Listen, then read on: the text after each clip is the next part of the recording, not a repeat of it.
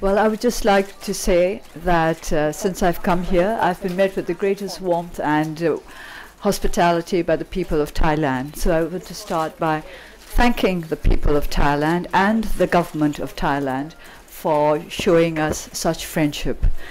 I appreciate it very much, and I appreciate the fact that the first foreign trip I've made in 24 years is to our neighboring country, because there's so many ties between Thailand and Burma that we need to develop them in the best way possible.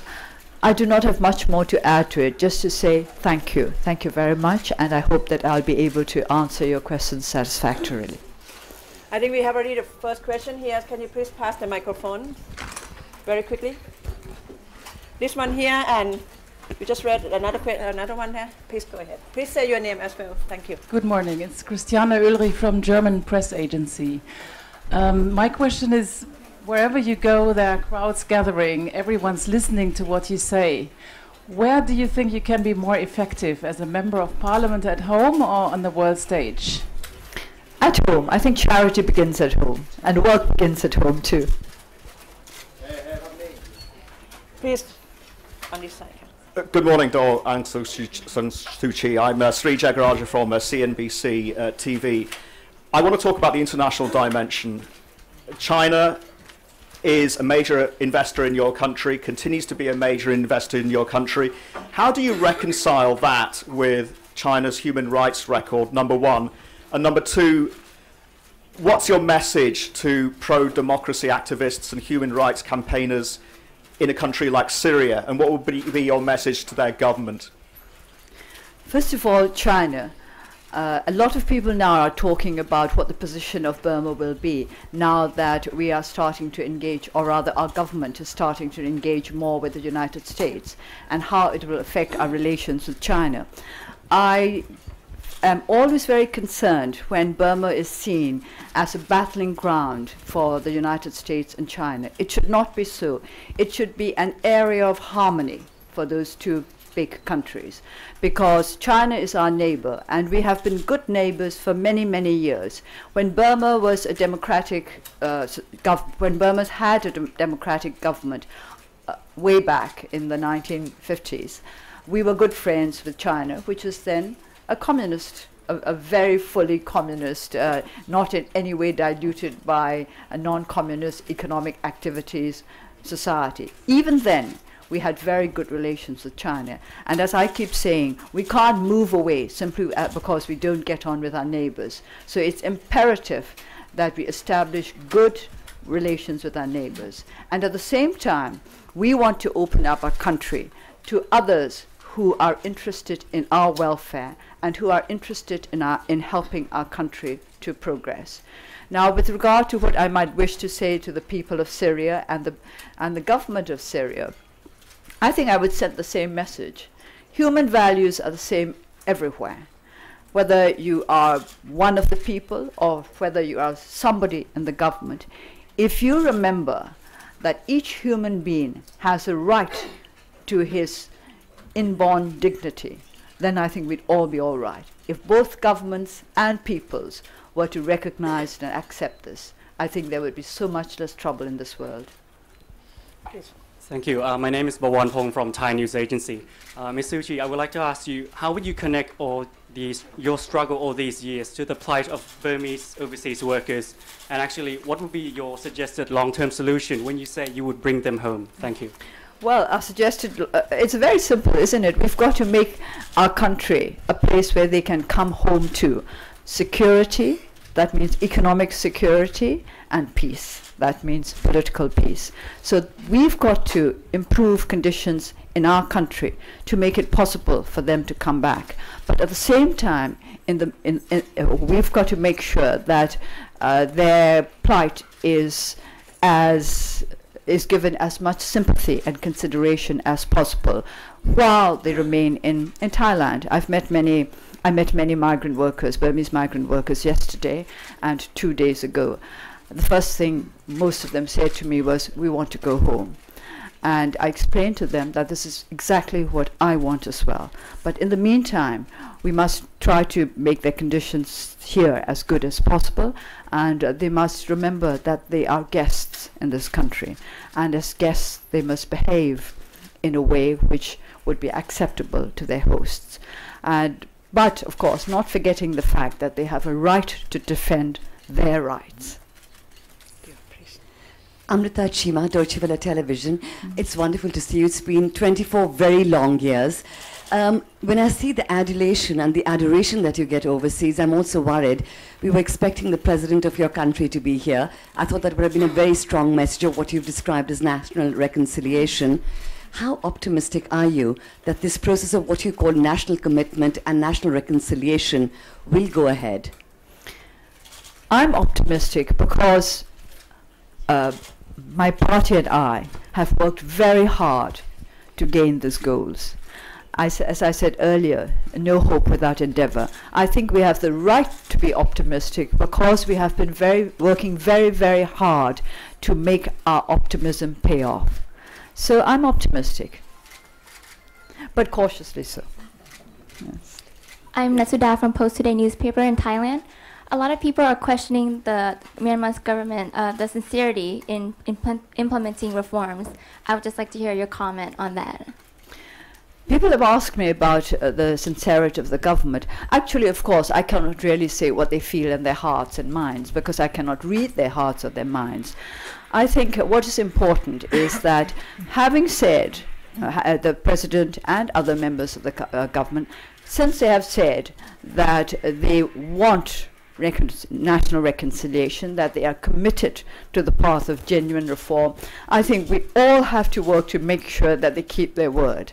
Whatever they may have been thinking of when they started talking about reform, when they started committing themselves verbally to reform, we just have to make sure that they are kept firmly on that path. We all have to work towards it. It's not just a national effort, but I think it should be both a regional effort and a global effort as well.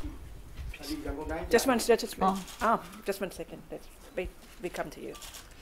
Lennox Samuels with Newsweek. You mentioned you've chosen Thailand as your first overseas appearance, and you're here at the World Economic Forum. A number of countries, notably the United States, have relaxed economic sanctions against Burma. I'm wondering how you feel about that, one, and two, what would need to happen inside Burma for you to support the removal of all economic sanctions? I support the suspension of sanctions because I think this is a way of showing that good behavior will be rewarded.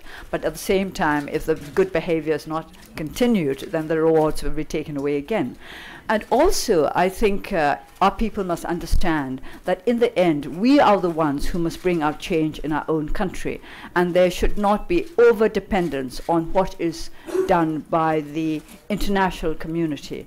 They say that God helps those who help themselves, and I'm sure that the international community help those who help themselves too. So we want our people to commit themselves to progress and reconciliation in our country. And as we commit ourselves strongly, I'm sure that we will get the right kind of international support. Nothing succeeds like success, you know that. We will come to this side. Martin Petty from Reuters. You mentioned it's important that you monitor the commitment of the government, in particular the president. Were you disappointed to find out that he decided to postpone his visit so he wouldn't be here at this forum at the same time as you? Is that why he postponed the visit? Did he tell you so? That's not the reason, but were you disappointed that he's not here?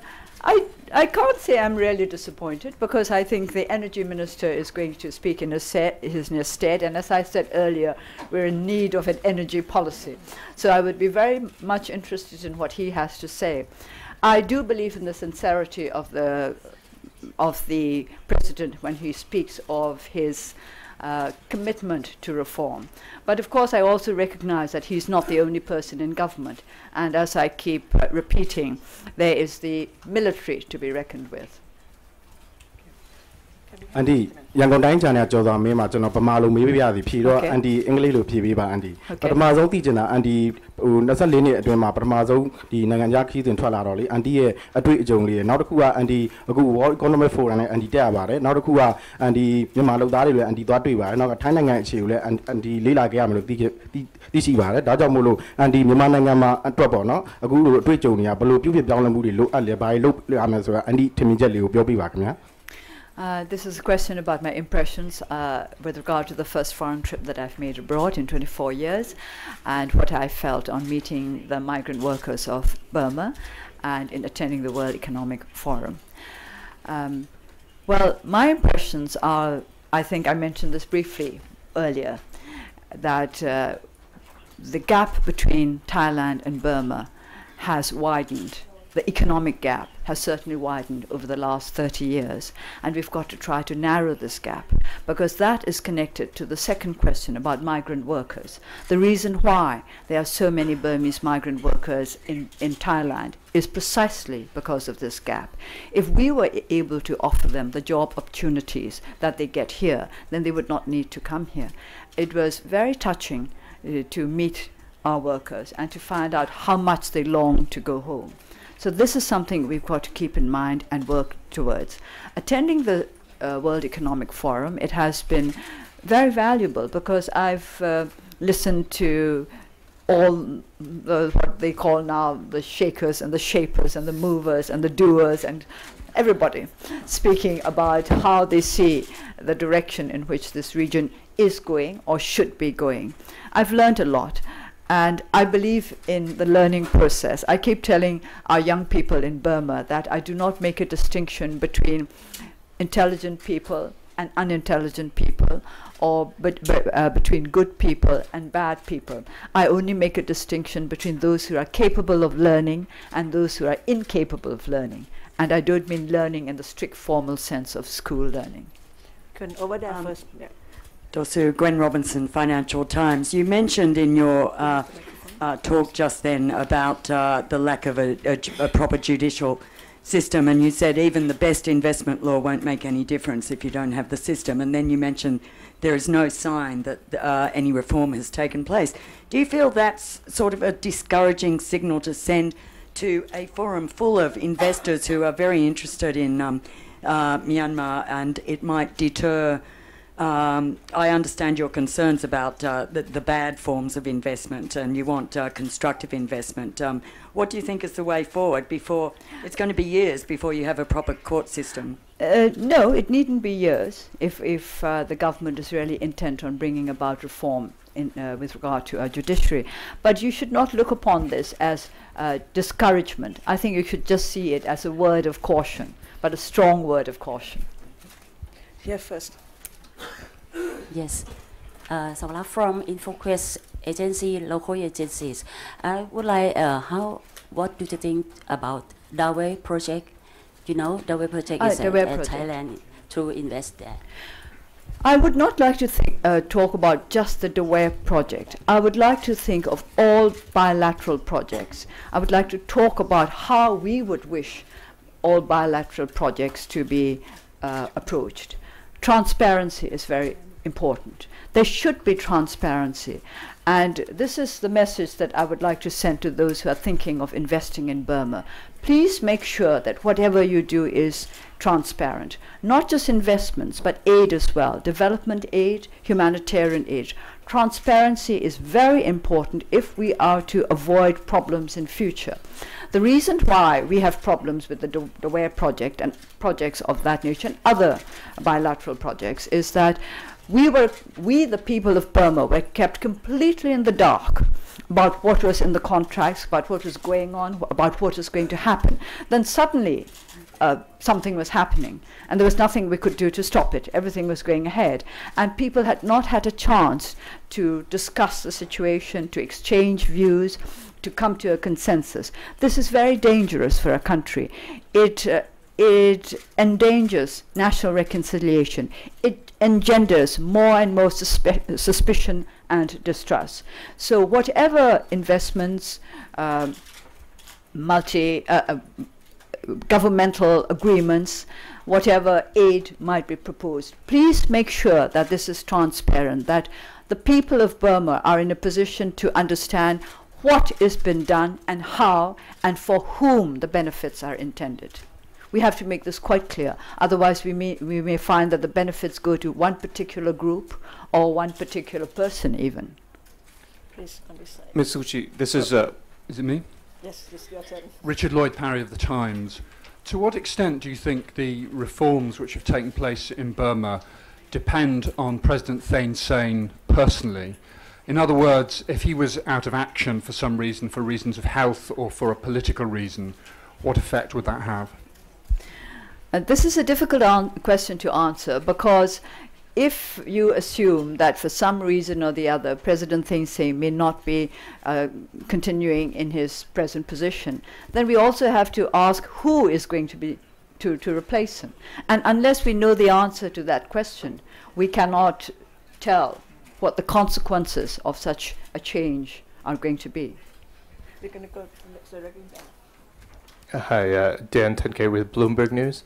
I was just wondering if you could elaborate. You talked about job creation in your speech. Can you just elaborate on which industries you would like to see invest in Burma to accomplish that? And can you talk about whether the investment laws on the books now help to achieve that? Well, we do not know. I understand that there's an investment law in the works. Now, that is another instance of lack of transparency. We only know the details of the laws once Parliament has approved them, and then they become law. But ideally, of course, people should be aware of what is going on before the decision is made, and then people can protest or support or make suggestions. But I can't answer your question because I don't know the details of this new investment law in the making. Whether or not these laws will help towards reform, I cannot answer at the moment. We would go one more on this side, and then we would go on that side. One more. Yeah.